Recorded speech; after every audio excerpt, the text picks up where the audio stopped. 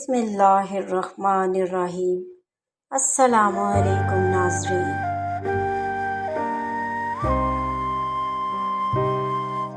Munib please मुझे घर छोड़ दो, प्लीज़ नहीं करो ना ऐसा।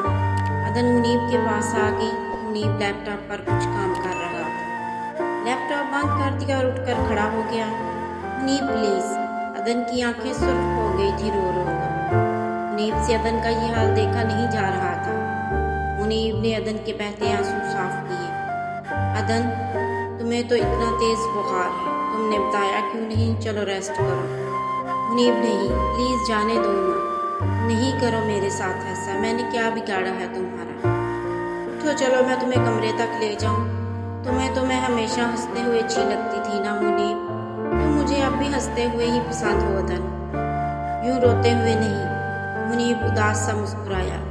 फिर क्यों रुला रहे हो मुझे और मेरे घर वालों को? मेरे घर वाले परेशान होंगे, मेरे किरदार पर बातें बनेगी, बाबा मामा की तरबियत पर लोग बातें करेंगे। कोई कुछ नहीं कहेगा, परेशान नहीं हो जब तक मैं जिंदा हूँ। कोई तुम्हें कुछ नहीं कह सकता। बस कल तुम्हारा मेरे साथ निकाह हो जाएगा, मैं तुम्हारा महरम बन जाऊंगा। मामा बाबा परेशान होंगे, मैं उनकी अच्छी बेटी नहीं बन सकी, मुझे मर जाना चाहिए। चुप, बकवास नहीं, आइंदा मरने का नाम नहीं लेना तुमने। और तुम घर वालों की फिक्र नहीं करो, तुम्हारे बाबा को पता है तुम मेरे साथ हो। बाकी बातें मैं अभी तुम्हें नहीं बता सकता। बस इतना कहूँगा, जो मैं कर रहा हूँ इसमें तुम्हारी भलाई है। तुम्हें वक्त आने पर सब पता चल जाएगा। अदन, क्या कह रही हो तुम? बाबा को पता है? बाबा मुझे यहाँ क्यों रहने दे रहे हैं? वो अब तक क्यों नहीं आए मुझे लेने? तुम झूठ कह रहे हो। मैं सच कह रहा हूँ अदन, तुम्हारे बाबा जानते हैं तुम मेरे साथ हो, और वक्त आने पर मैं तुम्हें सारी हकीकत बता दूंगा।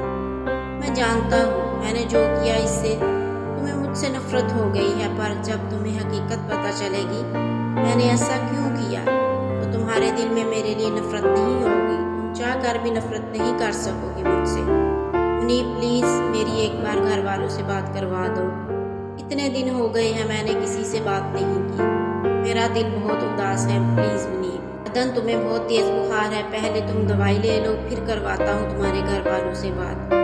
नहीं, मुझे दवाई नहीं खानी, पहले बात करनी है। उस दिन भी तुमने कहा था पहले खाना खा लो फिर बात करवाऊंगा, लेकिन तुमने नहीं करवाई थी बात। अदन की इस मासूम सी जिद और शिकायत पर मुनीब को हंसी आ गई।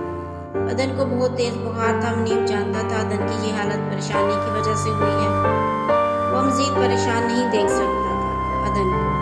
मुनीब हालात को मद्देनजर रखकर सच तो नहीं बता सकता था। अच्छा सुनो, ये लो फ़ोन कर लो बात घर वालों से। मुनीब ने अदन को फ़ोन पकड़ा दिया।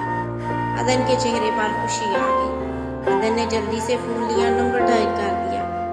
हेलो, मीरब ने फ़ोन उठाया। हेलो आपी, मैं अदन। अदन खड़ी हो गई। अदन तुम?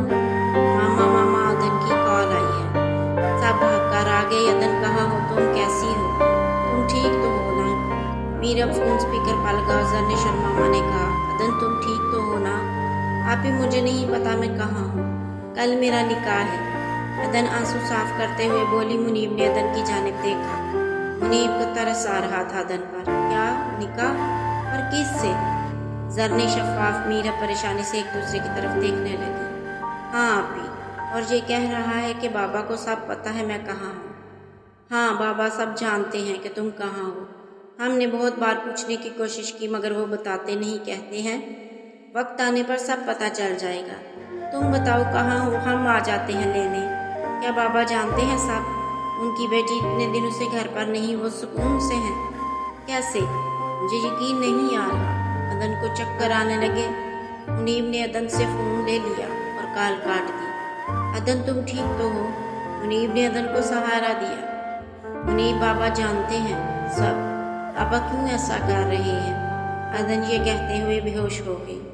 अदन, अदन उठो। अदन क्या हो गया? तुम ठीक तो हो ना? राबिया, राबिया। जी जी सर, क्या हुआ? राबिया भाग कर आई। जाओ जल्दी से डॉक्टर को बुलाओ, जल्दी। सर ये अदन को क्या हुआ? राबिया ने अदन को बेहोश देखकर मुनीब से पूछा। इन्वेस्टिगेशन बंद करो, डॉक्टर को बुलाओ जल्दी, मुनीब चिल्लाया। Yes sir. राबिया डॉक्टर को बुलाने भागी। इस कहानी का नेक्स्ट पार्ट अगली वीडियो में अपलोड किया जाएगा। अगर आपको मेरी ये वीडियो अच्छी लगी तो मेरे चैनल को सब्सक्राइब करें, लाइक करें, शेयर करें। शुक्रिया।